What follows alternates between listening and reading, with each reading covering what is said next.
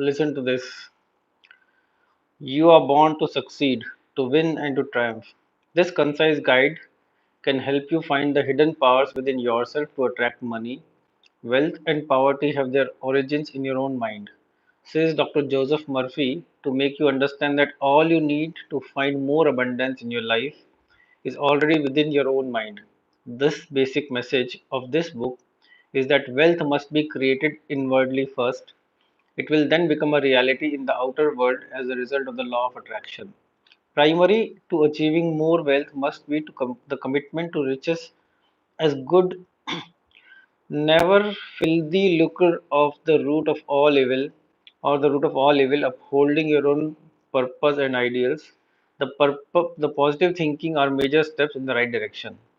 You can realize your wish to have health, harmony, success, and achievement as you follow Dr. Murphy's methods to reach out to your goals. A robust attitude changes fortune as you shape your own destiny through the right thoughts, feelings, and beliefs. So, friends, I'm going to read this book, How to Attract Money. I'm sure you will love this, right? How to attract money. पैसे को अपनी तरफ कैसे attract करें. So be with me. I think this is not a very long book, only 76 pages. So hopefully I'll be able to finish it in one go. So be with me.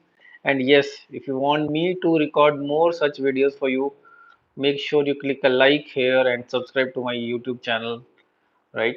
So that it is, and leave comments. In the comments, you leave the comment which book you want me to read the next, right? And this book also I'm reading because somebody left a comment about the same.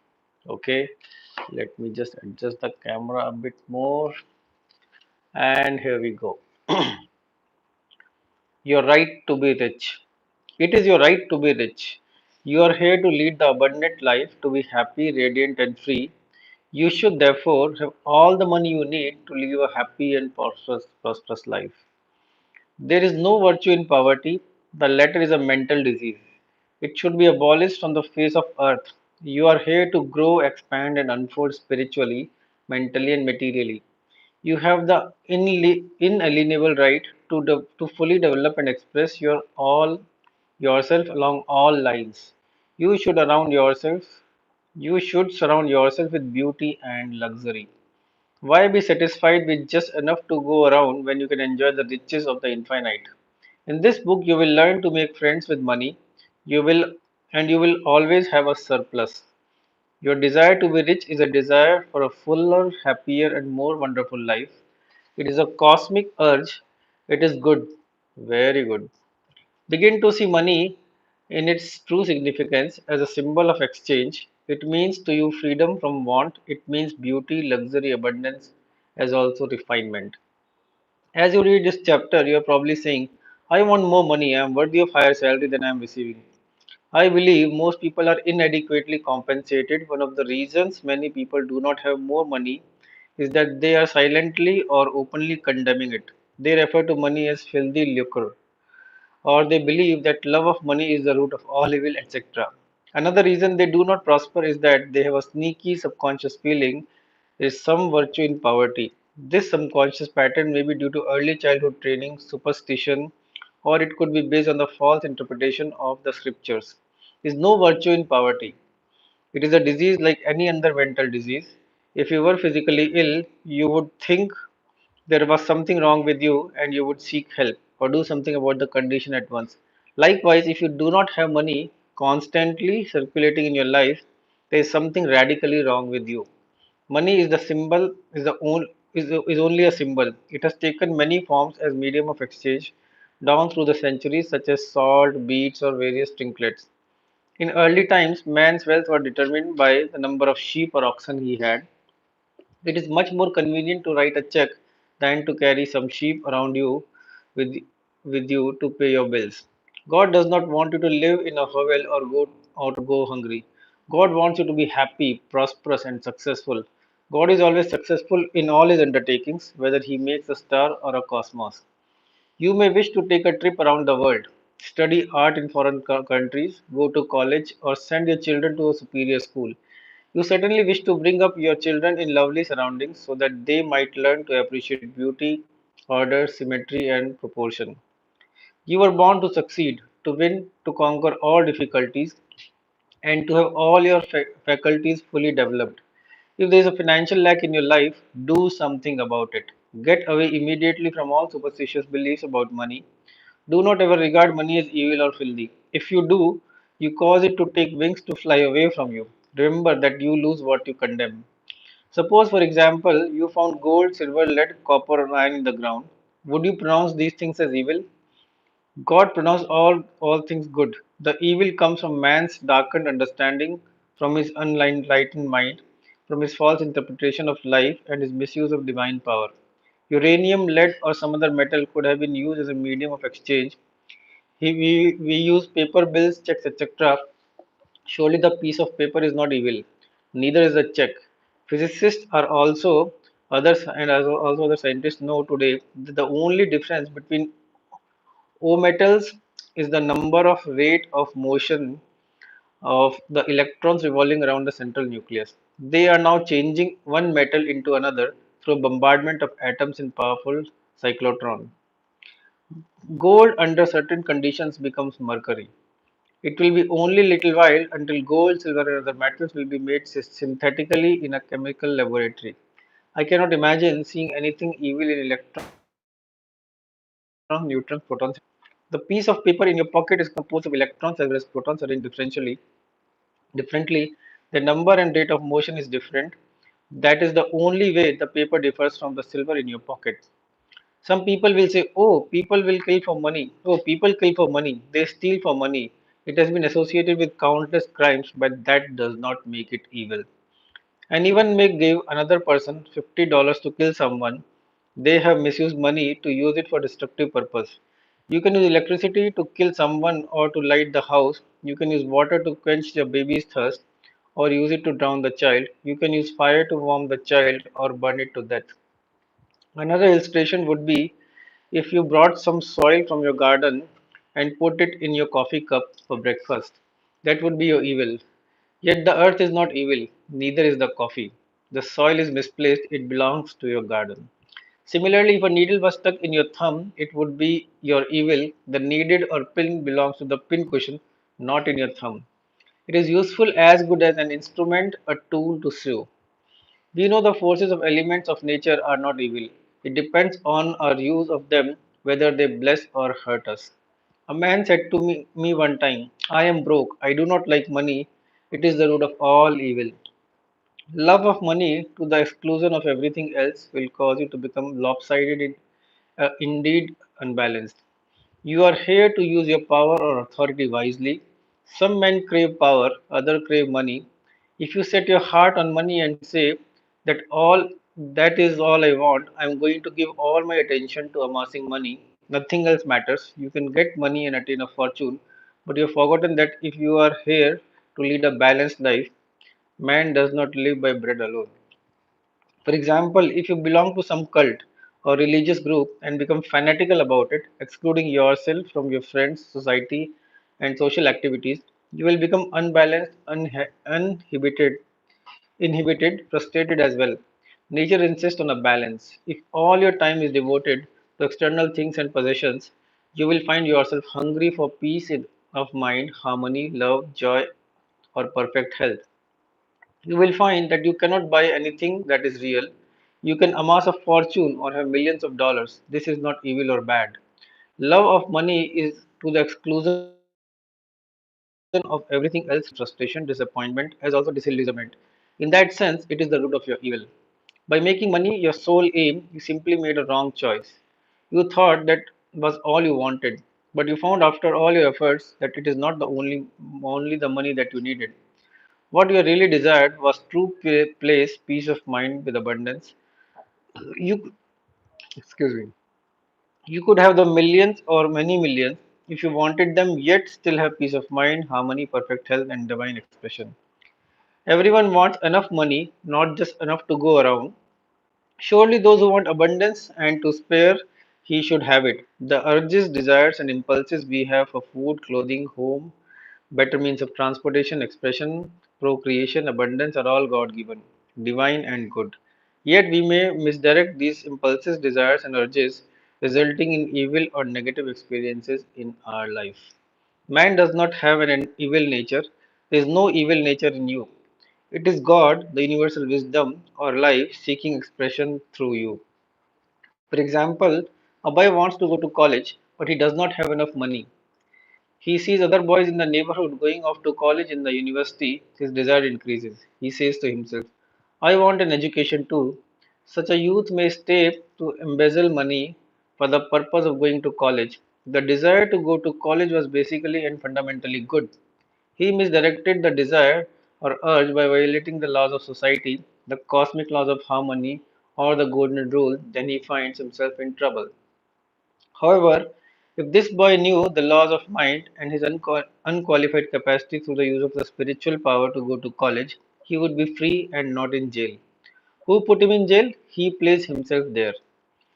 The policeman who locked him up in the prison was an instrument of the man made laws which he violated. He first imprisoned himself in his mind by stealing and hurting others. Fear and a guilt consciousness followed. This is the prison of the mind, followed by the prison walls made by bricks and stones. Money is a symbol of God's opulence, beauty, refinement, and abundance. It should be used wisely, judiciously, and constructively to bless humanity in countless ways. It is merely a symbol of economic health of the nation. When your blood is circulating freely, you are healthy. When money is circulating freely in your life, you are economically healthy. When people begin to hoard money, they put it away in tin boxes or become charged with fear, there is economic illness. The crash of 1929 was a psychological panic. It was fear seizing the minds of people everywhere. It was a sort of negative hypnotic spell. You are living in a subjective and objective world. You must not neglect the spiritual food such as peace of mind, love, beauty, harmony, joy, and laughter. Knowledge of the spiritual power is the means to the royal road to riches of all kinds, whether your desire is spiritual, mental, or material.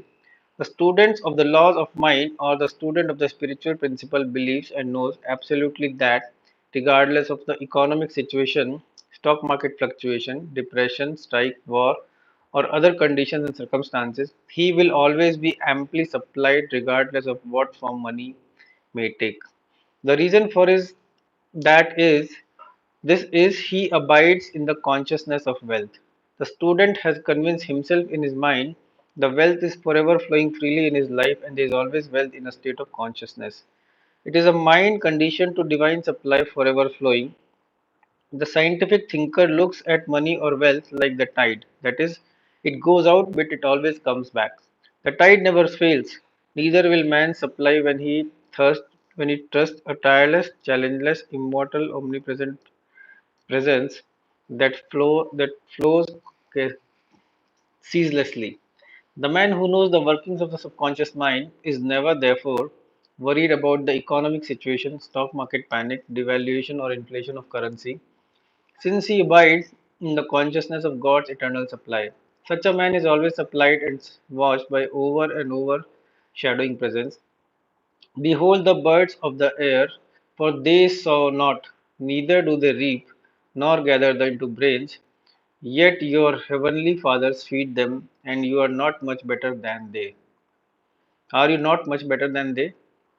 Divine surplus, should there be a war tomorrow to make valueless all the students' present holdings, as the German marks did after First World War, he would still attract wealth. He would be cared for regardless of the form of a new currency. As you consciously commute with the divine presence, claiming and knowing that it leads and guides you in all your ways, it is a lamp into your feet, it is a lamp unto your feet and a light on your path. You will be divinely prospered and sustained beyond your wildest dreams. There is a simple way for you to impress your subconscious mind with the idea of constant supply of wealth. Quiet the wheels of your mind, relax, let go. Immobilize the attention, get into a sleepy, drowsy, meditative state of mind. This reduces effort to the minimum. Then, in a quiet, relaxed, passive way, reflect on the following simple truths. Ask yourself, where do ideas come from? Where does wealth come from? Where did you come from? Where did your brain and your mind come from? You will be led back to one source. You find yourself on a spiritual working basis now. It will no longer insult your intelligence to realize that wealth is a state of mind. Take this little phrase, repeat it slowly 4 or 5 minutes, 3 or 4 times a day, quietly to yourself, particularly before you go to sleep.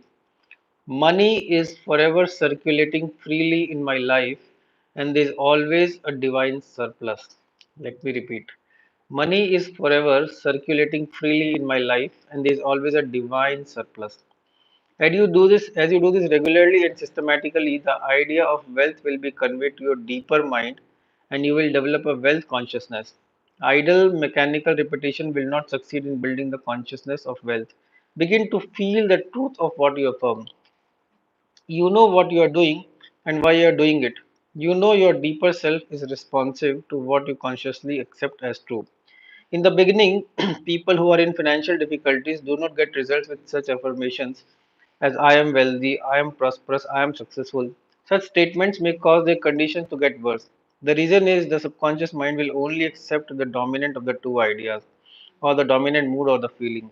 When they say I am prosperous, their feeling of lack is greater. And something within them says, no, you are not prosperous, you are broke. The feeling of lack is dominant. So that each affirmation calls forth the mood of lack, or the lack becomes theirs. The way to overcome this for beginners is to affirm what their conscious and subconscious mind will agree on. Then there will be no contradiction. Our subconscious mind accept our beliefs, feelings, convictions, and what we consciously accept as true. A man could engage the cooperation of his subconscious mind by saying, I am prospering every day. I am growing in wealth and wisdom every day. Every day my wealth is multiplying. I am advancing, growing, and moving forward financially. These, with other similar statements, could not create any conflict in your mind. For instance, if a salesman has only 10 cents in his pocket, he could easily agree that he could have more tomorrow. If he sold a pair of shoes tomorrow, there is nothing within him which says his sale could not increase. He could use such statements like, my sales are increasing every day. I'm advancing and moving forward. He would find these words, these would be sound physiological, psychologically and acceptable to his mind. They would produce desirable fruit. The spiritually advanced students who quietly, knowingly, and feelingly say, I am prosperous, I am successful, I am wealthy, get wonderful results also. Why would this be true? When they think, feel, or say, I am prosperous, they mean God is all supply or infinite riches. And what is true of God is true of them. When they say I am wealthy, they know God is infinite supply, the inexhaustible treasure house, and what is true of God is therefore true of them, for God is within them. Many men get wonderful results by dwelling on three abstract ideas such as health, wealth, and success. Health is a divine reality of or quality of God. Wealth is of God. It is of eternal as also endless. Success is of God. God is always successful in all his undertakings. The way they produce remarkable results is to stand before a mirror as they shave, to repeat 4 or 5 or 10 minutes, health, wealth, and success. They do not say, I am healthy or I am successful. They create no opposition in their mind. They are quiet and relaxed when the mind is receptive and passive. At that time, they repeat these words. Amazing results follow. All they are doing is identifying with truths that are eternal, changeless, and timeless. You can develop wealth consciousness, put the principles enunciated as well as elaborated on this book into practice. Your erstwhile desert will rejoice to blossom as the rose. I worked with a young boy in Australia many years ago who wanted to become a physician and surgeon, but he had no money, nor he had graduated from a high school. For expenses, he used to clean doctors' offices, wash windows, and do odd repair jobs. He told me that every night as he went to sleep, he used to see a diploma on the wall with his name in big, bold letters. He used to clean the diplomas of medical building where he worked. It was not hard for him to engrave the diploma in his mind and develop it there. I do not know how long he continued this imagining, but it must have been for some months. Results followed as he persisted. One of the doctors took a great liking of this young boy and after training him in the art of sterilizing instrument, giving him hypodermic injections along with other miscellaneous first aid work, he became a technical assistant in his office.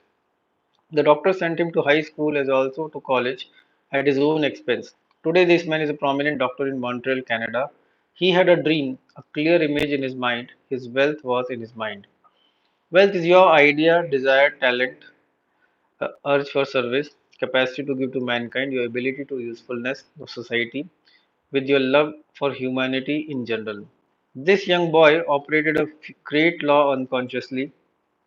Towards says, Troward says, having seen the end, you have willed the means to the realization of the end. The end in this boy's case was to be a physician, to imagine, see, and feel the reality of being a doctor now, to live with that idea, sustain it, nourish it, and to love it until through his imagination it penetrated the layers of subconsciousness, became a conviction, and paved the way to fulfillment of his dreams.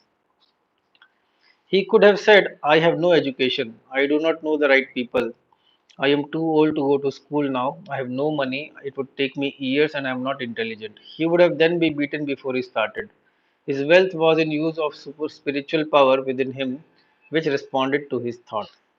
The means or the ways in which our prayer is answered is always hidden from us, except that occasionally we may intuitively perceive a part of the process. My ways are past finding out. The ways are not known. The only thing a person has to do is to imagine, to accept the end in his mind, yet leave its realization to the universal, all pervasive subject wisdom contained within. Often the question is asked, what should I do after meditating on the end, accepting my desire in consciousness? The answer is simple. You will be compelled to do whatever is necessary for the realization of your ideal. The law of subconsciousness is compulsion. The law of life is action and reaction. What we do is the automatic response to our inner movements of the mind, inner feeling, and conviction. A few months ago, I went to sleep. I imagined I was reading one of the most popular books, The Magic of Faith in French. I began to realize that, that is, imagine this book going from all French speaking nations. For several weeks, I did this every night, falling asleep with the imaginary French edition of Magic of Faith in my hands. Just before Christmas in 1954, I received a letter from a leading publisher in Paris, France, enclosing a contract drawn up with a request just for my signature, giving him permission to publish and promote abroad the French edition of Magic of Faith to all French speaking countries. You might ask me, what did I do to about publishing the book after prayer? I would have to say nothing. The subjective wisdom took over and brought it to pass in its own way, which is far better way than any method I could consciously devise. All of our external movements, motions, and actions follow the inner movements of the mind. Inner action precedes all outer action. Whatever steps you take physically or what you seem to do objectively will all be a part of a pattern which you are compelled to fulfill. Accepting the end manages the means to the realization of the end. Believe that you have it now, you shall receive it. We must cease denying our good. Realize that the only thing that keeps us from the riches that lie all around us is our mental attitude, or the way we look at God, life, indeed the work in general. Know, believe, and act on the positive assumption that there is no reason why you cannot have, be, or do whatever you want to accomplish through the great laws of God. The knowledge of how your mind works is your savior and redeemer. Thought and feeling are your destiny. You possess everything by right of consciousness. The consciousness of health produces health. The consciousness of wealth produces wealth. The world seems to deny or oppose what you pray for. Your senses sometimes mock and laugh at you. If you say to your friend that you are opening up a new business for yourself, he may proceed to give you all the reasons why you are bound to fail. If you are susceptible to the hypnotic spell, he may instill fear or failure in your mind. As you become aware of the spiritual power which is one and indivisible, with which respond to your thought, you will reject the darkness and ignorance of the world. You will know that you possess all the equipment, power, along with the knowledge to succeed. To walk on the royal roads of riches, you must not place obstacles on the pathway of others. Neither must you be jealous or envious of others. Actually, when you entertain these negative states of mind, you are hurting and injuring yourself because you are thinking and feeling it. The suggestion, as Quimby said, you you give it to another, you are giving it to yourself. This is the reason that the law of golden rule is cosmic divine law. I am sure you have heard men say that fellow has a racket. He's a racketeer. He's getting money dishonestly. He's a faker. I knew him when he had nothing. He is crooked, a thief, and swindler. If you analyze the man who talks like that, he is usually in want of suffering from some financial or physical illness. Perhaps his former colleague friend went up the ladder of success and excelled him. Now he is bitter and envious of their progress. In many instances, this is the cause of his downfall. Thinking negatively of these classmates or condemning their wealth causes the wealth and prosperity he is praying to vanish and flee away. He is condemning the things he is praying for. He is praying two ways. On the one hand, he is saying, God is making me prosper. In the next breath, silently and audibly, he is saying, I resent that fellow's wealth. Always make it a special point to bless the other person, rejoice in his prosperity and success. When you do, you bless as well as prosper yourself. If you go into the bank, you see the competitor across the street deposit 20 times more than you do, or you see him deposit $10,000, rejoice and be exceedingly glad to see God's abundance being manifested to one of his sons. You are then blessing and exalting what you are praying for. What you bless, you multiply, what you condemn, you lose. If you are working in a large organization where you are silently thinking and resenting the fact that you are underpaid, that you are not appreciated, or that you deserve more money and greater recognition, you are subconsciously severing your ties with that organization. You are setting a law of motion in motion. Then the superintendent or manager says to you, we have to let you go. You dismiss yourself. The manager was simply the instrument through which your own negative mental state was confirmed. In other words, he was a messenger telling you what you conceived in as a truth about yourself. It was an example of the law of action and reaction. The action was the internal movement of your mind. The reaction was the response of the outer world to conform to your inner thinking. Perhaps as you read this, you are thinking of someone who has prospered financially by taking advantage of others or by defrauding them, by selling them unsound instruments and properties, etc. The answer to this is obvious because if we rob, cheat, or defraud another, we do the same to ourselves. In reality, in this case, we are actually hurting or robbing from ourselves. We are in a mood of lack in the first place, which is bound to attract loss to us. The loss may come in many ways. It may come in loss of health, prestige, peace of mind, social status, sickness in at home or in business. It may not necessarily come in loss of money. We must not be short sighted and think that the loss of has to come in just dollars and cents. Isn't it wonderful feeling to place your head in the pillow at night and feel you are at peace with the whole world and that your heart is full of goodwill towards all? There are some people who have accumulated money the wrong way by trampling on others, trickery, deceit, and uh, chicanery. What is the price? Sometimes it is mental and physical disease, guilt, complexes, insomnia, or hidden fears. As one man said to me, yes, I rode roughshod over others. I got what I wanted, but I got cancer doing it. He realized he had attained his wealth in the wrong way. You can be wealthy and prosperous without hurting anyone. Many men are consciously robbing themselves. They steal from themselves peace of mind, health, joy, inspiration, happiness, and the laughter of God. They may say that they have never stolen, but is it true? Every time we resent another or are jealous or envious of another's wealth or success, we are stealing from ourselves. These are the thieves and robbers which Jesus cast out of the temples. Likewise, you can cast them out incisively and decisively. Do not let them live in your mind. Cut their head off with the fire of right thought and feeling. I remember in the early days of the war reading about a woman in Brooklyn, New York, who went around from the store to store buying up all the coffee she could. She knew it was going to be rationed. She was full of fear that there would not be enough for her. She bought so much as she could then store in her cellar. That evening she went to church service. When she came home, burglars had broken down the door, stolen not only the coffee but silverware, money, jewelry, and other things. This woman said what they all say. Why did this happen to me? I was at the church. I never stole from anyone. Is it true? Was she not the consciousness of fear when she began to hoard supplies of coffee? Her mood of fear was sufficient to bring about loss in her home and possessions. She did not have to put her hand on the cash register to rob a bank. Her feeling of lack produced lack. This is the reason that many people who are what society calls good citizens suffer loss.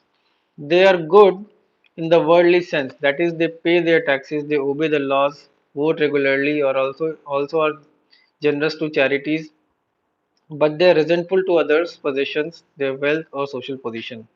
If they would like to take money with no one when no one was looking, such an attitude is definitely and positively a stage of shortage that may cause the person who indulges in such mental state to attract charlatans of nay or knaves who may swindle to cheat them in some business transaction.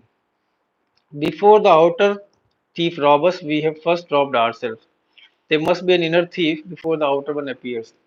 A man can have guilt complexes or accuse himself constantly. I knew such a man. He was very honest as a teller in a bank. He never stole any money.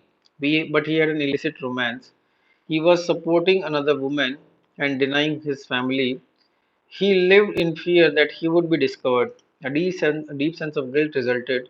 Fear follows guilt. Fear causes a contraction of the muscles and mucus in membranes. Acute sinusitis developed. Medication gave him only a temporary relief. I explained to this client the cause of his trouble. Simply, I told him the cure was to give up his outside affair. He said he couldn't. She was his soulmate, that he had tried. He was always condemning as well as accusing himself. One day, he was accused by one of the officials of the bank for having embezzled some money.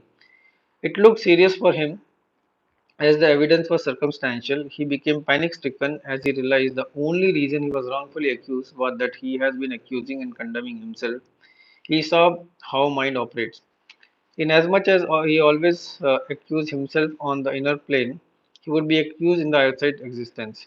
He immediately broke off the relationship with the other woman due to shock of being accused of embezzling and began to pay divine harmony and understanding between himself and the bank official. He began to claim there is nothing hidden that is not revealed. The peace of God reigns supreme in the minds and hearts of all the concerned. Truth prevailed, the whole matter was dissolved in the light of truth. Another young man was discovered as the culprit. The bank teller knew that only through the prayer was he saved from the jail sentence. The great law is, as you would that men should think about you, think about them in the same manner. As you would that men should feel you also about them in the same manner. Say from your heart, I wish that every man who walks the earth what I wish for myself. The sincere wish of my heart is, therefore, peace, love, joy, abundance, and God's blessing to all men everywhere.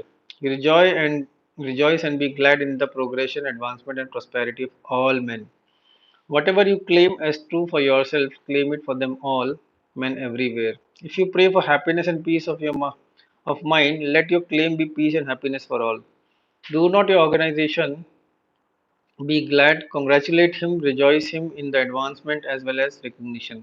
If you are angry or resentful, you are demoting yourself. Do not try to withhold from another his God given birthright to all God good thing, happiness, success, achievement, abundance, as Jesus said, store up for yourself treasures in heaven, where the mouth and the rust doth not consume, and where thieves cannot break from and steal. Hatred and resentment wrought to corrode the heart, causing us to become full of scars, impurities, toxins, and poisons. Treasures of heaven are the truths of God, which we possess in our soul. Fill your minds with peace, harmony, faith, joy, honesty, integrity, love, kindness, and gentleness. Then you will be sowing for yourself treasures in the heavens of your own mind. If you are seeking wisdom regarding investments, or if you are worried about your stocks or bonds, quietly claim infinite intelligence governs and watches over all my financial transactions. Whatever do I shall prosper. Do this frequently, and you will find that your investments will be wise. Moreover, you will be protected from loss, as you will be prompted to sell your securities or holdings before any loss recurs to you. Use the following prayer daily regarding your home. business, and possessions. The overshadowing presence which guides the planet on their course and causes the sun to shine watches over all my possessions, home, business, and all my things. God is my fortress and vault. All my possessions are secure in God. It is wonderful. By reminding yourself daily of this great truth and also by observing the laws of love, you will always be guided, watched over, and prospered in your ways. You will never suffer from loss, for you have chosen the Most High as your counselor and guide. The envelope of God's love surrounds and folds to encompass you at all the times that you rest in the everlasting arms of God. All of us should seek an inner guidance from our problems. If you have a financial problem, repeat this before you retire at night. Now I shall sleep in peace. I have turned this matter to the God wisdom within. It only knows the answer. As the sun rises in the morning, so will my answers be resurrected. I know the sunshine never fails. Then go off to sleep. Do not fret, fuss, or fume over a problem. Night brings counsel, sleep on it. Your intellect cannot solve all your problems. Pray to the light that it has come. Remember that the dawn always comes, then the shadows flee away. Let your sleep every night be contented bliss. If you are not a victim of circumstances, except you are not a victim of circumstances, except if you believe you are. You can rise to overcome any circumstance or condition.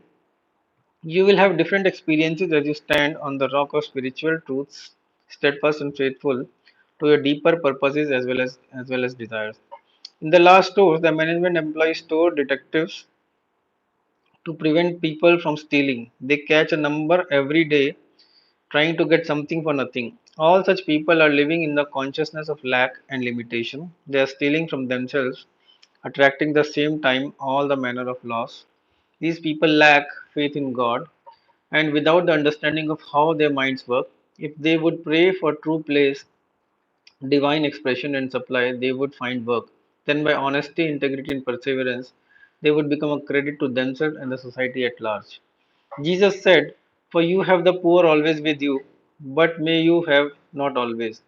The poor states of consciousness are always with us in this sense that no matter how much wealth you have, there is something you want with all your heart.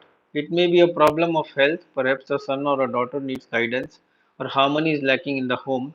At that moment, you are poor. You could not know what abundance was, except we were conscious of lack. I have chosen 12 and one you of is a devil. Whether it be the Night King of England or the boy in the slums, we are all born into limitation racial beliefs. It is through these limitations we grow. We could never discover the inner power except through problems and difficulties.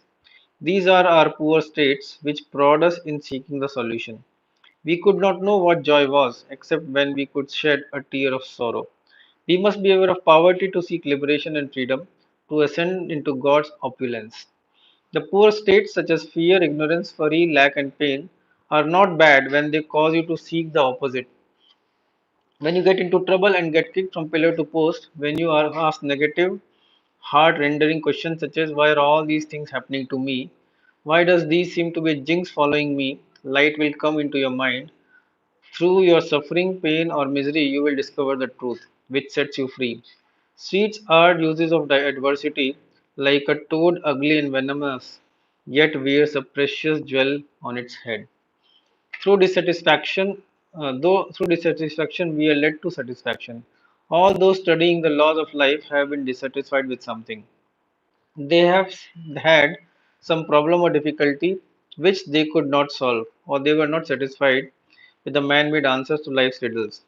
They have found an answer in the God presence within themselves, the pearl of a great price, a precious jewel. The Bible says, I sought the Lord and I found him. He delivered me from all my tears. When you realize your inhibition or desire, you will be satisfied with for only a brief period of time, then the urge to expand will come again. This is life seeking to express itself at higher levels through you. When one desire is satisfied, another comes, etc., until infinity. You are here to grow. Life is progression, not a static. You are here to go from glory to glory. There is no end, for there is no end to God's glory. We are all poor in the sense we are forever seeking more light, wisdom, happiness, to gain greater joy out of life. God is infinite. Never in eternity could you exhaust and the glory, beauty, and wisdom which is within. This is how wonderful you are. In the absolute state of all things are finished, but in the relative world we must awaken to the glory which was ours before this world. No matter how wise you are seeking more wisdom, so you are still poor. No matter how intelligent you are in the fields of mathematics, physics, or astronomy, you are only scratching the surface. You are still poor. The journey is even onward, upward, and Godward. It is really an awakening process whereby you realize creation is finished. When you know God does not have to learn, grow, expand, or unfold, you begin to gradually awaken from the dream of, of limitation to become alive in God. As the scales of fear, ignorance, rage, belief, and mass hypnosis fall from your eyes, you begin to see the God, to see as God sees. The blind spots are removed, then you begin to see the world as God made it, for we begin to see through God's eyes. Now you say, behold, the kingdom of heaven and its is at hand. Feed the poor within you, clothe the naked ideas to give them by relieving in the reality of the idea, trusting the greater fabricator with no cloth it in form to make it a material fact. Now your word shall become flesh. When you are hungry, you seek food. When you are worried, you seek peace. When you are sick, you seek health. When you are weak, you seek strength. Your desire for prosperity is the voice of God in telling you that abundance is yours. Therefore, through your poor state, you find the urge to grow, to expand, to unfold, to achieve, and to accomplish your desires. A pain in your shoulder is a blessing in disguise. It tells you to do something about it at once. If there were no pains and no indications of troubles, your arm might fall off on the street.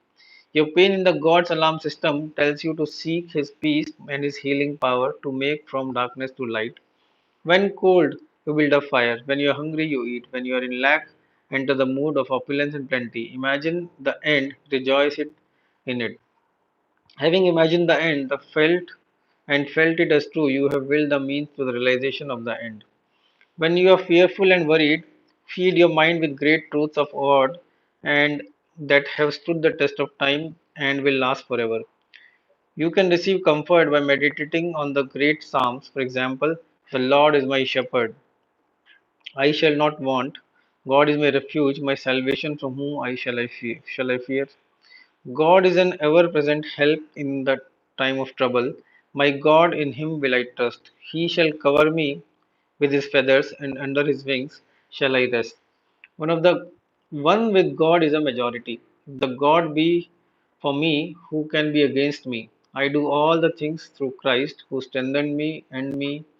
Let the healing vibrations of these truths flood into your mind and heart. Then you will crowd out of your mind all the fears, doubts, and worries through the meditative process. Imbibe another great spiritual truth. A merry heart makes a cheerful contentment. A merry heart has a continuous feast.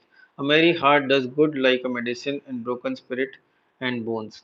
Therefore, I put you in remembrance, and you stir up a gift of God within you. Begin now to stir up a gift of God by completely rejecting and the evidence of senses, the tyranny and despotism of the race mind. To give complete recognition to the spiritual power within you as the only cause, the only power, and the only presence. Know that it is responsive and beneficent power. Draw nigh into it, and it will draw nigh unto you. Turn to it devotedly with assurance, trust, and love. It will respond to you as love, peace, guidance, and prosperity. It will be your comforter, guide, counselor, and your healthy father. You will then say, God is love. I have found him. He truly has delivered me from all fears. Furthermore, you will find yourself in green pastures with abundance. All of God's riches will flow freely through you. Say to yourself freely and joyously during the day, I walk in the consciousness of the presence of God all day long. His fullness flows through me at all the times, filling up all the empty vessels in my life. When you are filled to brim of the feelings of being what you long to be, your prayer is answered. Are all the vessels full of your life? Look under health, wealth, love, and expression. Are you fully satisfied with all the levels? If there is something lacking in one of these four, or all that you seek, no matter what it is, comes under one of these classifications. If you say all I want is truth or wisdom, you are expressing the desire of all men everywhere. That is what everyone wants, even though he is only she may word it differently.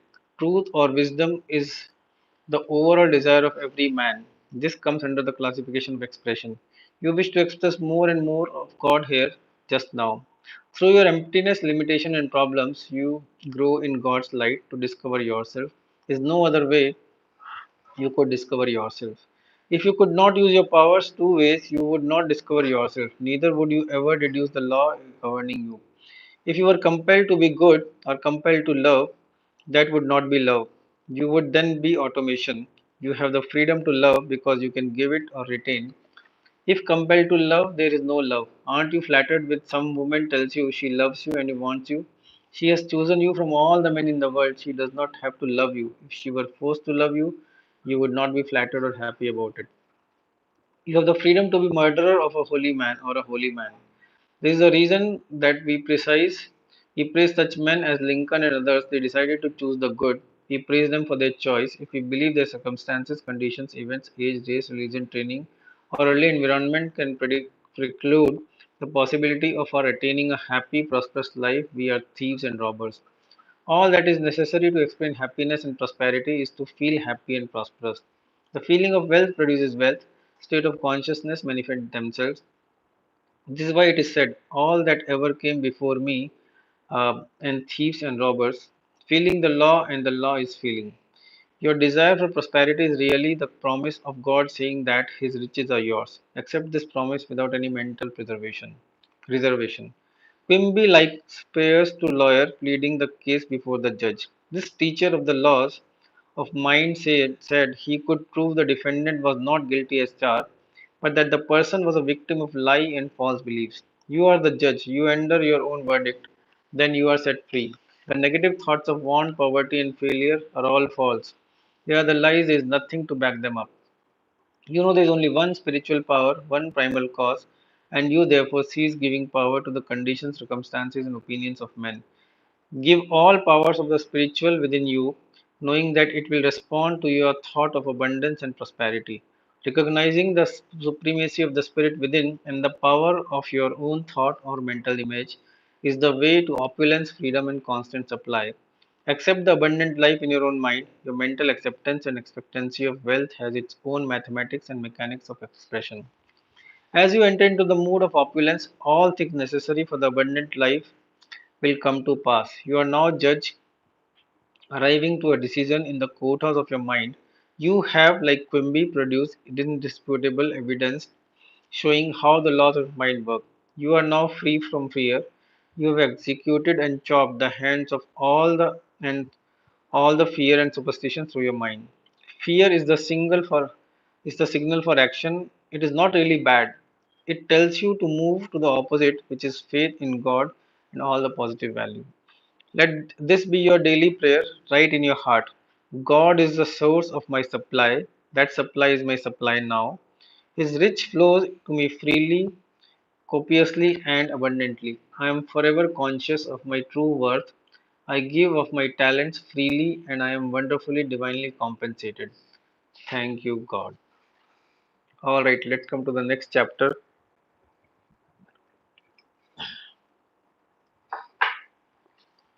The road to riches. This must be interesting. Riches are in the mind. Let us suppose for a moment that a physician's diploma was stolen together with his office equipment. I am sure you would agree that his wealth was in his mind. He could still carry on, diagnose disease, prescribe, operate, and lecture on malaria, materia medica. Only symbols were stolen. He could always get additional supplies. His rich was only in his mental capacity, knowledge to help others, and his ability to contribute to humanity in general. You will always be wealthy when you have an intense desire to contribute to the good of mankind. Your urge for service, that is, to give your talents to the world, will always find a response in the heart of the universe. I knew of a man in New York during the financial crisis in 1929 who lost everything he had, including his home and all his life saving. I met him after a lecture which I had given at one of the hotels in the city. This was what he said: I lost everything. I made $1 million in 4 years. I will make it again. All I have lost is a symbol.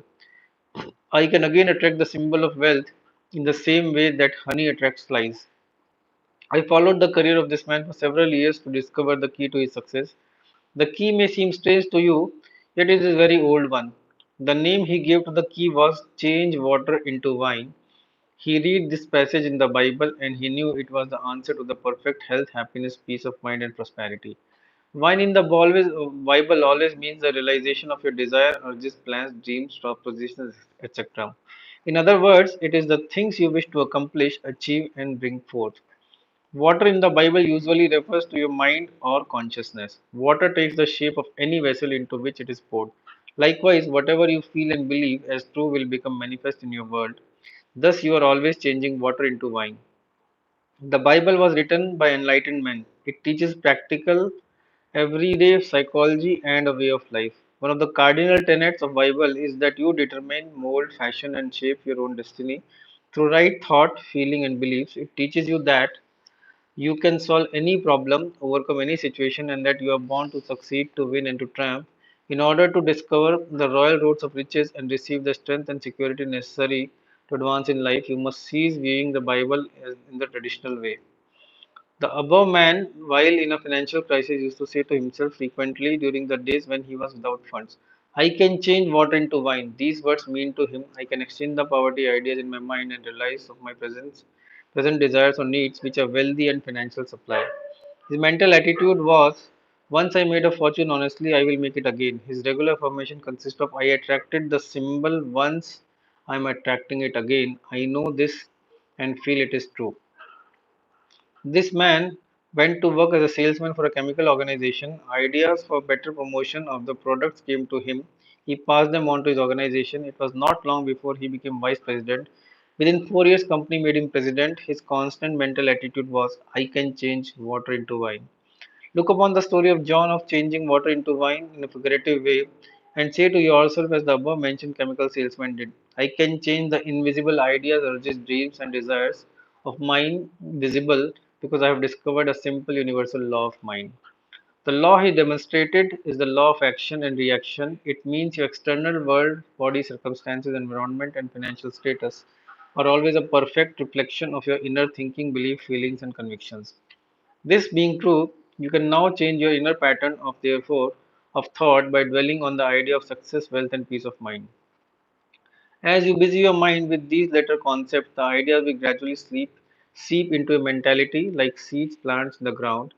As all seeds grow after their kind, so will your habitual thinking and feeling manifest in prosperity, success, and peace of mind. Wise thought is followed by right action, action and reaction. You can acquire riches when you become aware of the fact that prayer is a marriage feast. The feast is a psychological one.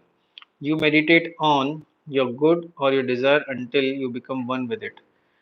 I will now cite a case in history from my files relating how a young girl performed his first miracle in transforming water into wine. She operated a very beautiful hair salon. Her mother became ill and she had to devote considerable time at home, neglecting her business. During her absence, two of her assistants embezzled funds. She was forced into bankruptcy, lost her home, and found herself deeply in debt. She was unable to pay hospital bills for her mother, and she was now unemployed. I explained to this woman the magic formula of changing water into wine. Again, we made it clear to her that wine means answered prayers in the materialization of her ideal. She was quarreling with the outside world. She said, look at the facts. I have lost everything. It's a cruel world. I cannot pay my bills. I do not pray. I have lost hope. She was so absorbed and engrossed in the material world that she was completely oblivious into the internal cause of her situation. As we talked, she began to understand that she had to resolve the quarrel in her mind first. No matter what your desire or ideal is, as you read this book, you will also find some thought or idea in your mind opposed to it. For example, your desire may be for health. Perhaps there is several thoughts such as these in your mind simultaneously. It can't be healed. I have tried, but there is no use. It's getting worse. I don't know enough about spiritual mind healing. As you study yourself, don't you have to a tug of war in your mind? Like this girl, you find environment and external affairs challenging your desires and expressions, wealth and peace of mind. True prayer is a mental marriage first, and it teaches you how to resolve the mental conflict. In prayer, you write what you believe in your own mind. Emerson said, "A man is what he thinks all day long." But your habitual thinking, by your habitual thinking, you make your own mental laws of belief. By repeating a certain train of thoughts, you establish a definite opinions and beliefs in the deeper mind called the subconscious. Then such mental acceptances, beliefs, and opinions direct the control all outer reactions. To understand this and begin to apply in the first step in the changing water into wine or changing lack and limitation into abundance and opulence. The man who is unaware of his own inner spiritual powers is therefore subjected to race, belief, lack, and limitation. Open your Bible now and perform your first miracle to the beauty of as the beauty operator did. You can do it. If you merely read the Bible as a historical event, you will miss the spiritual, mental, scientific view of the laws of mind which we are concerned in this book. Let us take this passage. And the third day there was a marriage of Cana in of Galilee, and the mother of Jesus was there. Galilee means your mind and consciousness. Cana means your desire. The marriage is purely mental or the subjective embodiment of your desire.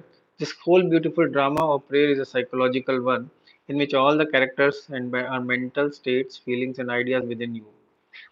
One of the meaning of Jesus is eliminated reason. The mother of Jesus means the feeling, mood, or emotion which possesses. And both Jesus was called in his disciples to the marriage. Your disciplines are your inner powers and faculties enabling you to realize your desires. And when they wanted wine, the mother of Jesus said to him, they have no wine. Wine, as we have stated, represented the answered prayers of the manifestation of your desire and ideals in life. You can now see there is an everyday drama taking place in your own life. When you wish to accomplish something, as this girl did, namely finding work, supply, and a way out of your problem, suggestions of lack come to you, such as there is no hope, all is lost, I can't accomplish it, it is hopeless. There is a voice from outside world saying to you, they have no wine. Look at the facts. This is your feeling of want, limitation, or bondage speaking. How do you meet the challenge of circumstances and conditions? By how you are getting acquainted with the laws of mind, which are as follows. As I think and feel inside, so is my outside world, that is my body, finances, environment, social position, and all the phases of external relationship of the world and man. Your internal mental movements and imagery govern, control, and direct the external plane on your life. The Bible says, as he think in his heart, so is he. The heart is a Chaldean Chaldean word meaning the subconscious mind. In other words, your thought must reach subjective levels by engaging the power of your subliminal self. Thought and feeling are your identity. Thought charged with feeling and interest is always subjectified and becomes manifested in your world. Prayer is a marriage of thought and feeling, or your idea or emotion. That is where the marriage feast relates. Any idea or desire in the mind felt as true comes to pass, whether it is good, bad, or indifferent. Knowing the law now and that you imagine and feel in your mind, you will express, manifest, and experience in the outside enables you to begin to discipline your mind. When the suggestion of lack of fear, doubt, or despair comes to your mind, immediately reject it mentally by focusing your attention at once on the answered prayer or the fulfillment of your desire. The statements given in the Bible from John to mine ours is not yet to come, and woman, what I have to do is with you are figurative, idiomatic, oriental expressions. As we paraphrase those quotations, women mean the negative feeling that you indulge in. These negative suggestions have no power or reality because there is nothing to back them up. A suggestion of lack has no power, the power is resident in your own thoughts and feelings. What does God mean to you? God is the name given to the spiritual power. God is the one invisible source from which all things flow. When your thoughts are constructive and harmonious, the spiritual power being responsive to your thought flows in harmony, health, and abundance. Practice the wonderful discipline of completely rejecting every thought of want by immediately recognizing the availability of the spiritual power. It responds to your constructive thoughts and imagery, then you will be practicing the truth found in these words. Woman, what have I to do with thee? We read, mine hour is not yet come. This means that while you have not yet reached the conviction on a positive state of mind, you know you are on the way mentally because you are engaging your mind on the positive ideas, goals, as well as enhancing your objectives of life. Whatever the mind dwells upon, it multiplies, magnifies, and causes it to grow until finally the mind becomes qualified with the new state of consciousness. You are then conditioned positively, whereas before you were conditioned negatively. The spiritual man in prayers move from mood of want to the mood of confidence, peace, and trust in the spiritual power within himself. Since the trust and faith are in spiritual power, his moods register the feeling of triumph or victory. This will bring about the solution to the answer to your prayers. The water pots in the story of from the Bible refer to the mental cycles that man goes in order to bring about subjectivity realization of the desire. The length of time may be a moment, hour, week, or month, depending on the faith and state of consciousness of the student. In prayer, we must cleanse our mind of false beliefs, fear, doubt, and anxiety by becoming completely detached from the evidences of senses, that is, the external world.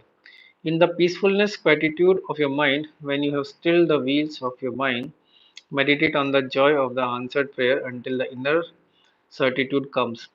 Indeed, you know that you know. When you have succeeded in being one with your desire, you have succeeded in the mental marriage or the union of your feelings with your idea. I am sure you wish to be married to health, harmony, success, and also achievement in your mind at this moment. Every time you pray, you are trying to perform the marriage feast in Kana. You want to be mentally identified with the concept of peace, success, well being, and perfect health. They fill them up to brim. The six water pots represent your mind in spiritual as well as mental creative activity. You must fill your mind to the brim, meaning you must become fulfilled. When you succeed in the fulfilling your mind with the ideal you wish to accomplish or express, you are full to the brim. Then you cease praying about it, for you feel you feel its reality in your mind, you know. It is a finished state of consciousness, you are at peace about it. And he said unto them, draw out now, and bar unto the governor of the feast. Whatever is impregnated in the subconscious mind is always objectified on the screen in space. Consequently, when we enter the state of conviction that our prayers is answered, we have given the command, bear unto the governor of the feast. You are always governing your mental feast. During thousands of thoughts, suggestions, opinions, sights, and sounds reach our eyes and ears. You can reject them as unfit for mental consumption or entertain them as you choose. Your consciousness, reasoning, intellectual mind is the governor of the feast. When you consciously choose to entertain, meditate, feast upon, and imagine your heart's desire as true, it becomes a living embodiment and a part of your mentality, so that your deeper self gives birth and expression to it. In the other words, what is impressed subjectively is expressed objectively. Your senses or conscious mind see the materialization of your good attitude. When the conscious mind becomes aware of water made into wine, it becomes aware of the answered prayer. Water might be called also for invisible, formless spiritual power and unconditioned consciousness. Wine is conditioned consciousness of the mind giving birth to its belief as well as convictions. The servants which draw the water from you represent the mood of peace, confidence, and faith according to your feeling of food. Of your good is attracted and drawn to you. Imbibe, cherish, fall in love with all the spiritual principles which are discussed in this book. In the first recorded miracle of Jesus, you are told that prayer is a marriage feast or the mind and uniting with its desires. Love is the fulfilling of the law. Love is really an emotional attachment, a sense of oneness with your good. You must be true to that which you love. You must be loyal to your purpose of your own ideal. We are not being true to the one we love when we are flirting or mentally entertaining other marriages, fear, doubt, worry, anxiety, or false beliefs. Love is a state of oneness, a state of fulfillment. When this simple drama was explained to the beauty operator mentioned above, she became rich mentally. She understood the drama. She put it into practice in her life. This is how she prayed. She knew that the water would flow to fill up all the empty vessels in the response to her new way of thinking and feeling. At night, this client became very quiet and still, relaxed her body to begin to use constructively imaginary. The steps she used are as follows. Step number one. She began to imagine local bank manager was congratulating her on her wonderful deposits in the bank. She kept imagining that for the above 5 minutes. Step 2. In her imagination, she heard her mother saying to her, I am so happy about your wonderful new position. She continued to hear her say this in a happy, joyous way for about 3 to 5 minutes. Step 3. She vividly imagined the writer was in front of her performing her marriage ceremony. This woman heard me saying, as the officiating minister, I now pronounce you man and wife. Completing this routine, she went to sleep feeling full life, that is, sensing and feeling within herself the joy of the answered prayer. Nothing happened for 3 weeks. In fact, things got much worse. But she persevered, refusing to take no for an answer. She knew that in order to grow spiritually, she too had to perform her first miracle by changing for her fear to faith, her mood of lack of a mood of opulence and prosperity, by changing consciousness into conditions, circumstances, and experiences she wished to express. Consciousness, awareness, beingness, principle, spirit, or whatever name you give it, it is the cause of all. It is the only presence of power. The spiritual power of spirit or spirit within us is the cause of substance of all things. All things, bird, tree, star, sun, moon, earth, gold, silver, and platinum are its manifestations. It is the cause and substance of all the things. There is nothing else. Understanding this, she knew that water could become supply in the form of money, true place, or true expression for herself, health for her mother, as well as companionship in fullness of life. She saw this simple yet profound truth in the twinkling of an eye, and she said to me, I accept God. She knew that nothing is hidden from us, all of God is within us, waiting for our discovery and inquiry. In less than a month, this young girl got married. The writer performed the ceremony. I pronounced the words she had said over and over again in her meditative, relaxed state. I now pronounce you man and wife. Her husband gave her a check of 24,000 as a wedding present, as well as a trip around the world. Her new expression as a beauty operator was to beautify her home and garden, to make the desert of her mind rejoice and blossom as rose. She changed water into wine. Water on her conscience became charged and conditioned by her constant, true, happy imagery. These images, when sustained regularly, systematically, along with faith in the developing powers of the deep mind, will come out of the darkness into the light.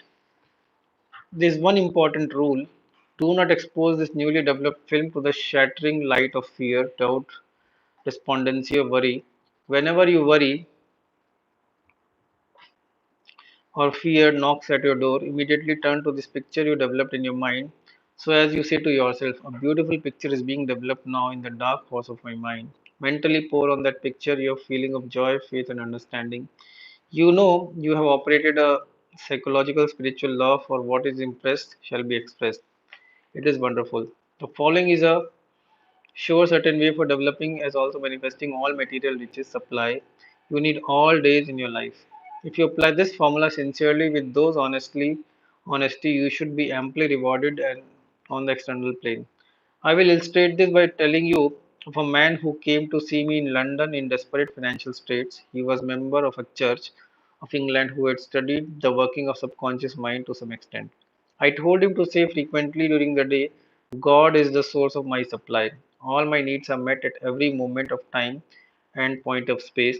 Think also of all the animal life in the world, of all the galaxies of space which are now being taken care by infinite intelligence. Notice how nature is lavish, extravagant, and bountiful. Think of fish of the sea, which are all being sustained, as well as birds of the air. He began to realize that since he was born, he had been taken care of, fed by mother, clothed by his father, that is watched over by tender, loving parents. This man had got a job and was paid in a wonderful way. He reasoned that it was illogical to assume that principle of life, which gave him life, also took care of him, would suddenly cease to respond to him. He realized that he had cut off his own supply by representing his employer, self condemnation, criticism of himself, and by his own sense of unworthiness. He had psychologically severed the cord which joined him to the infinite source of all things. The indwelling spirit of life principle, called by someone consciousness or awareness. Man is not fed like birds. He must consciously commune with the inner dwelling power and presence. To receive gratitude, guidance, strength, vitality, that is all things necessary for the fulfillment of his needs. His formula, which he used to change water into wine of abundance, to achieve financial success. He realized God of the spiritual power within him was the cause of all. Furthermore, he realized that if he could sell himself the idea that wealth was his by divine right, he would manifest abundance of supply. The affirmation he used was, God is the source of my supply. All my financial and other needs are met at every moment of the time in point of space, there is always a divine surplus. This simple statement, repeated frequently, knowingly with intelligent conviction, conditioned his mind to a prosperity consciousness. All he had to do was to sell himself this positive idea in the same way a good salesman has to sell the merits of his product. Such a person is convinced to the integrity of his company, the high quality of the product and good services which it has given to the customer, and the fact that his price is right, etc. I told him whenever negative thoughts came to his mind, which would happen, not to fight or quarrel with them in any way, but to simply go back to the spiritual mentor formula and repeat it quietly and lovingly to himself. Negative thoughts came to him in avalanches at times in the form of flood of negativity. Each time he met them with a positive, firm, loyal conviction God supplies all my needs, there is divine surplus in my life. He said that and he drove the car, went through his day's routine. A host of sundry miscellaneous negative concepts crowded his mind from the time to time, such as there is no hope, you are broke. Each time such negative thought came, he refused to the mental admission by turning to the eternal source of wealth, health, all things which he knew to be his own spiritual awareness. Definitely, most positively, he claimed, God is the source of my supply and the supply is mine now. Or, there is a divine solution, God's wealth is my wealth. With other affirmative positive statements which charged his mind with hope, faith, expectancy, ultimately, this conviction of ever flowing fountain of riches supplied all over his need copiously, joyously, and endlessly. The negative flood of thought came to him as often as 50 times in an hour. Each time he refused to open to the door of his mind to these gangsters, assassins, and thieves, which he knew would only rob him of his peace, wealth, success, and all good things. Instead, he opened the door of his mind to good ideas of God's eternal life, principle of supply flowing through him as wealth, health, energy, power, and all necessary things to load a full, happy life. As he continued to do this, the second day, not so many thieves knocked his door, and the third day, the flow of negative visitors was less. The fourth day, they came intermittently, hoping for admission, but receiving the same mental response no entrance except only thoughts and concepts which activate, heal, bless to inspire my mind. He reconditioned his consciousness or mind to a wealth consciousness. The price of this world comes and has nothing to me. This conveys to your mind the negative thoughts such as fear, lack, worry, anxiety came, but they received no response from his mind. He was now immune, God intoxicated, seized by a divine faith in an ever expanding consciousness of abundance and financial supply. This man did not lose everything, neither did he go into bankruptcy. He was given extended credit, his business improved, new doors opened up, and he prospered. Remember always in the prayer process, you must be loyal to your ideal purpose and objective. Many people fail to realize wealth and financial success because they pray two ways. They affirm God in their supply and that they are divinely prospered, but within a few minutes later, they deny the God by saying, I can't pay my bills, I can't afford this, I can't do that. Or they say to themselves, a jinx is following me, I can't ever make ends meet, I never have enough to go around. All these statements are highly destructive and neutralize your positive prayers. This is what is called praying two ways. You must be faithful to your plan or to your goal. You must be true to your knowledge of spiritual power. Cease making negative marriages, that is, uniting with negative thoughts, fears, and worries. Prayer is like a captain directing the course of its ship. You must have a destination, you must know where you are going. The captain of the ship, knowing the laws of navigation, regulates his course accordingly. If the ship is turned from its course by storms or unruly waves, he claims redirects and along its true course. You are the captain on the bridge and you are giving the orders in the way of thought, feeling, opinion, belief, mood, and mental tones. Keep an eye on the beam.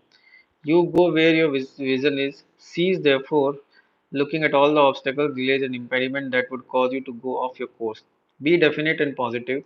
Decide where you are going. Know that your mental attitude is the ship which will take you from the mood of lack and limitation to the mood of feeling of opulence and to belief of inevitable law of God working for you. Quimby, who was a doctor, a wonderful student, and teacher of the mental and spiritual laws of mind, said, man acts as he acted upon. What moves you now? What is it that determines your response to life? The answer is as follows.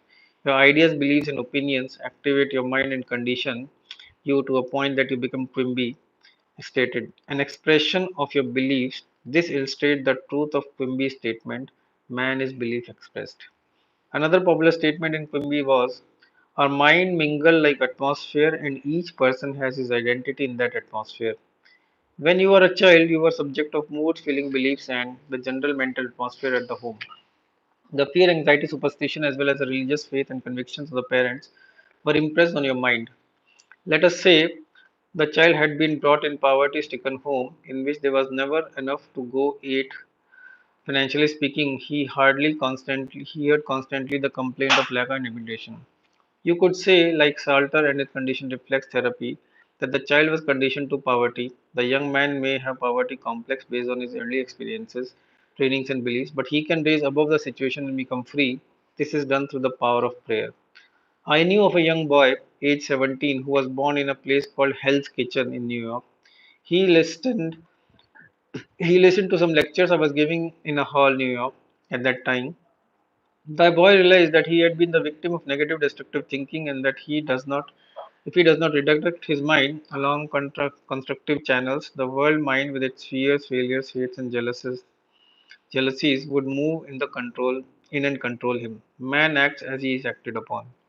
It stands to reason, as Quimby knew, that if a man will not take charge of his own house, the propaganda of false belief, fear, and worries of the phenomenalistic world will act as a hypnotic cell over him. We are immersed in the race mind which believes in the sickness, death, misfortune, accident, failure, disease, and diverse disasters. Follow the biblical injunction. Come out from among them and be separate. Identify yourself mentally and emotionally with the eternal varieties which have stood the test of time.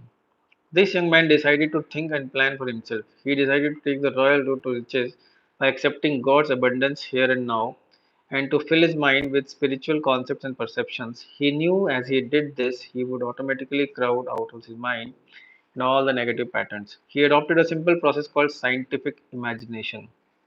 He had a wonderful voice, but it was not cultivated or developed. I told him the image he gave attention to in his mind would be developed in his deeper mind and come to pass. He understood this to be a law of mind, a law of action and reaction, that is the response of the deeper mind to the mental picture held in the conscious mind. This young man would sit down quietly in his room at home, relax his whole body, and vividly imagine himself singing before a microphone. He would actually reach out for the feel of the instrument. He would hear me congratulate him on the wonderful contact and tell him how magnificent his voice was. By giving his attention and devotion to the mental image regularly and systematically, a deep impression was made in his subconscious mind. A short time elapsed, and the Italian voice instructor in the New York gave him free lessons several times a week because he saw his possibilities. He got a contract which sent him abroad to sing at salons in Europe, Asia, South Africa, and other places. His financial worries were over, and he also received a wonderful salary. His hidden talents and abilities to release him for his real riches. These talents and power were within all of us and are God given. Let us release them. Did you ever say to yourself, how can I be more useful to my fellow creatures? How can I contribute more to the humanity? A friend of mine told me that in his early days and his church suffered financially. His technique of process was this simple prayer which worked wonders for him. God reveals to me better ways to present the truth of God to my fellow creatures. Money poured in, the mortgage was paid in a few years, and he was never worried about money again. As you read this chapter, you have now learned that the inner feeling, mood, and beliefs of man always control and govern his external world. The inner movement of mind control our external movement. To change the outside, you must change the inside. As in heaven, so on earth. Or as in mind or consciousness, so is it in my mind, body, and environment. The Bible says there is nothing hidden that should not be revealed. For example, if you are sick, you are revealing a mental and emotional pattern which is the cause. If you are upset or if you receive tragic news, notice how you reveal it in your face, eyes, gestures, tonal qualities, also in your gait and posture. As a matter of fact, your whole body reveals your inner distress. You could, of course, through mental discipline and prayer, remain absolutely poised, serene, and calm, refusing to betray your hidden feelings and mental states. You could order the muscles of your body to relax, be quiet, and still, they would have to obey you. Your eyes, face, lips would not betray any sign of grief, anger, or despondency. On the other hand, with a little discipline through prayer and meditation, you could reverse the entire picture. Even though you had received disturbing news, regardless of its grave nature, you could show and exhibit joy, peace, relaxation, and a vibrant buoyant nature. No one would ever know that you were uh, the recipient of so called bad news. Regardless of what kind of news you receive today, you could go to the mirror, look at your face, lips, eyes, and your gestures as you tell yourself and imagine you have heard the news of having received a vast fortune. Dramatize it, feel it, thrill of it, and notice your whole body respond to the inner thrill. You can receive any situation through prayer. Busy your mind with the concept of peace, success, wealth, and happiness. Identify yourself with the ideas mentally, emotionally, and pictorially. Give a picture of yourself as you want it to be. Retain that image, sustain it with the joy, faith, and expectancy. Finally, you will succeed in experiencing its manifestation. I say to people who consult me regarding financial lack to marry wealth, some see the point, others do not. As all Bible students know, your wife is what you are mentally joined to, united with, or at one with. In other words, what you conceive and believe, you give conception. If you believe that the world is cold, cruel, and harsh, that is the dog eat dog way of life, that is your concept, you are married to it, and you will have children or issue by that marriage. The children from such a marriage of belief will be your experiences, conditions, and circumstances, together with all other events of your life. All your experiences and reactions to the life will be the image of like the ideas which fathered them. Look at many wives an average man is living with, such as fear, doubt, anxiety, criticism, jealous, and anger. These play havoc in his mind. Marry wealth by claiming, feeling, and believing. God supplies all my needs according to the riches in glory. Or take the following statement and repeat it over and over again, knowingly until your consciousness is conditioned by it or become part of your meditation. I am divinely expressed and I have wonderful income. Do not only say this in a parrot like fashion, but know that your train of thought is being engraved in your deeper mind and it becomes conditioned state of consciousness. Let the phrase become meaningful to you, pour life, love, and feeling on it, making it alive. One day, my class student recently opened a restaurant. He phoned me saying that he got married to a restaurant. He meant that he had made up his mind to be very successful, diligent, and persevering, and to see that his business prospered. The man's wife, right, mental wife, right, was his belief and accomplishment of his desire or wish. Identify yourself with the man in life and sees mental marriages with criticism, self condemnation, anger, fear, and worry. Give attention to those chosen ideal, being full of faith and confidence in an inevitable law of prosperity and success. You will accomplish nothing by loving your ideal 1 minute and denying it the next minute. This is like mixing acid and alkali, and you will get an inert substance. In going along with royal roads of riches, you must be faithful to the chosen ideal. We find illustrations in the Bible relating to those same for truths. For instance, Eve came to Adam's rib. Your rib is your concept, desire, idea, plain goal, or aim in life. Eve means the emotion, feeling nature of the inner tone, or the in other words, you must mother the idea. The idea must be mothered, loved, and felt as true in order to manifest your aim in life. The idea is the father, the emotion of the mother. This is the marriage feast which is always taking place in your mind. Opensky, Ouspensky spoke to the third element which entered in or was formed following the union of your desire and feeling. He called the neutral element. We may call it peace or God is peace. For God is peace. The Bible says, and the government shall be on his shoulders. In other words, let divine wisdom be your guide. Let the subjective wisdom within you lead, guide, and govern on all your ways. Turn over your request to this indwelling presence, knowing in your heart and soul that it will dissipate the anxiety, heal and wound, and restore your soul in equanimity and tranquility. Open your mind and heart and soul and say, God is my pilot, He leads to me, He prosper me, He is my counselor. Let your prayer be night and the morning. I am channel through which the God riches flow ceaselessly, copiously, and freely.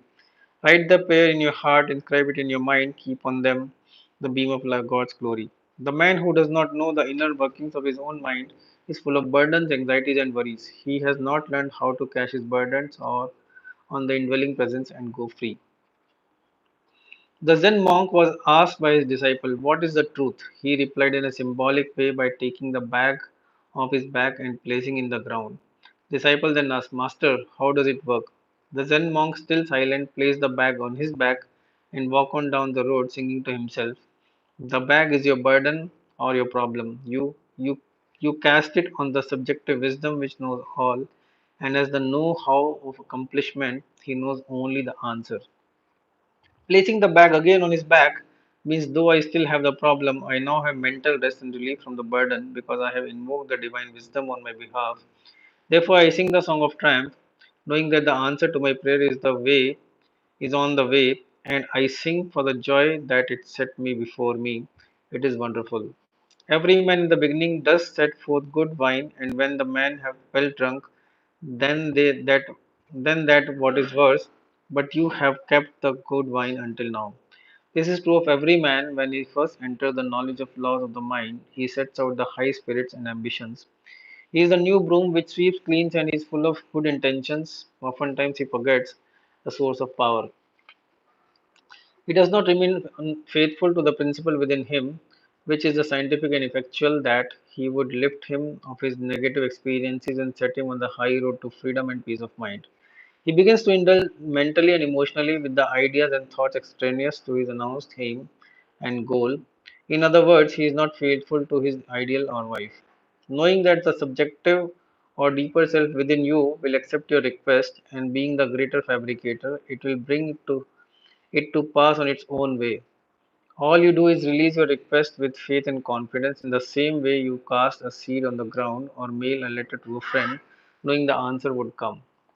Did you ever go between two great rocks and listen to the echo of your voice? This is the way the life principle within you answers. You will hear the echo of your own voice. Your voice is your inner mental movement of the mind, your inner physical or psychological journey, where you feasted mentally on the idea until you were full, then you rested. Knowing this law and how to use it, be sure you never come to drink the power, arrogance, pride, or conceit. You use the law to bless, heal, inspire, and lift up others as well as yourself. Man misuses the law by selfishly taking advantage of his fellow men. If you do, you hurt the and attract the loss of yourself. Power, security, and riches are not to be obtained externally, they come from the treasure house of eternity within. We should realize that the good wine is always present for the God's eternal now. Regardless of present circumstances, you can prove your good is ever present by detaching yourself mentally from the problem, going into high watch, and going about your Father's business. To go to high watch is to envision your good, to dwell on the new concept of life, to become married to it, and sustain the happy mood by remaining faithful, full of life every step of the way, knowing that the wine of joy, the answered prayer, is on the way. Now is the day of salvation. The King of heaven is at hand. You have to keep the wine until now. You can this moment travel psychologically in your mind and enter mentally through the divine imagination into any desired state. The wealth, health, or invention you wish to introduce are all invisible at first. Everything comes out of the invisible. You must subjectively possess riches before you can objectively possess wealth. The feeling of wealth produces wealth. For wealth is a state of consciousness. A state of consciousness is what you think, feel, believe, and mentally give consent to. A teacher in California receiving over $5,000 or $6,000 a year looked at the window of a beautiful Ernie coat that was priced at $8,000. She said, "It would take me years to save that amount of money. I could never afford it. Oh, how I want it." She listened to her lectures on the Sunday morning. By ceasing to marry these negative concepts, she learned that she could have a coat, car, or anything she wished without hurting anybody on the face of earth. I told her to imagine she has the coat on her, to feel its beautiful fur, and to get feel on her. She began to use the power of her imagination. Prior to sleep at night, she put imaginary coat on her, fondled it, caressed it, and like a child does with her doll, she continued to do so, and finally felt a thrill of it. She went to sleep every night wearing this imaginary coat and being so happy in possessing it. 3 months went by, but nothing happened. She was about to waver, but she reminded herself it is a sustained mood with demonstrations. He who perceives in the end shall be saved. The solution will come to the person who does not waver, but always goes about with the perfume of his presence with him. The answer comes to the man who walks in the light that it is done. You are always using the perfume for his presence when you sustain the happy, joyous mood of expectancy, knowing your good way is on its way. You saw it unseen, and you know you will see it in the scene. The sequel of the teacher's drama in the mind is interesting. One Sunday morning, after a lecture, a man accidentally stepped on her toe, apologizing profusely, asked her where she lived, and offered her to drive home. She accepted gladly. Shortly after, he proposed marriage, gave her a beautiful diamond ring, and said to her, I saw the most beautiful, wonderful coat. You would simply look radiant wearing it. It was the coat she admired 3 months previously, and he gave it to her. Through your capacity to choose, imagine the reality of what you have selected, and through faith and perseverance, you can realize your goal in life. All the riches of heaven are now within you, waiting to be released. Peace, joy, love, guidance, inspiration, goodwill, and abundance all exist now. All that is necessary in order to express God's riches is for you to leave the present now, enter into the mental vision or picture, and in a happy, joyous mood, become one with your ideal. Having seen and felt your good in moments of your exaltation, you know that in the light, that in a little while you shall see your ideal objectively as you walk through time and space, as within so without, as above so below, as in the heaven so on earth. In other words, you will see your beliefs expressed. Man is belief expressed. Next chapter about, okay, actually the book is complete here. This is more about Dr. Joseph Murphy. So, guys, I hope you loved and you liked the book. The book is about how to attract money. It's a little deep book, but yes, if you click a like on this post, share your feelings, subscribe to the channel, press the bell icon, I'm sure the riches are way well on your way. Thank you so much.